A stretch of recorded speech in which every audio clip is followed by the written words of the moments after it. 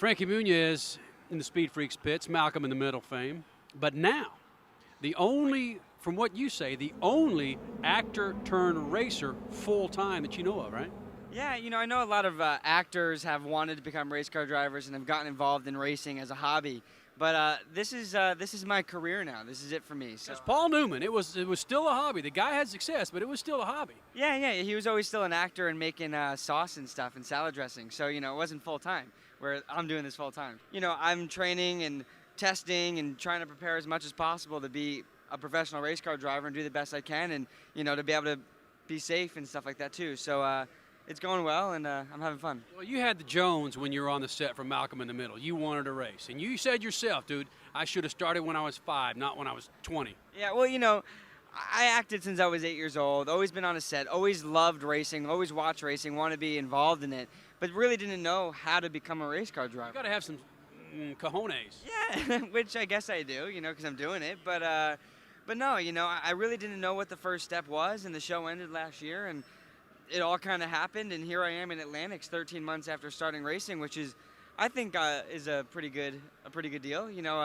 Everyone else I'm racing against has been racing basically since they were 5, 6, 7 years old in go-karts and worked their way up the ladder for the last 10 years. And, here I am just a year into it, and I'm running with them. I'm not that far off, and I'm learning every day, so it's going good. Is this part of trying to shake the Muniz image?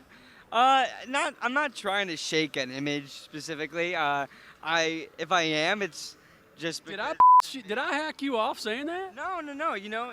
A lot of people are like, "Oh, you've got to lose that image of being Malcom or being a child actor." And hey, I'm retired at 21 years old. Whatever. Are you set for life? I think so. Rerun? Yeah, it's going good. I'm not complaining. How much of your blow? How much of your cake have you put into this team? In the beginning, you have to put in a little bit. Every driver at this level basically is paying for the ride, essentially.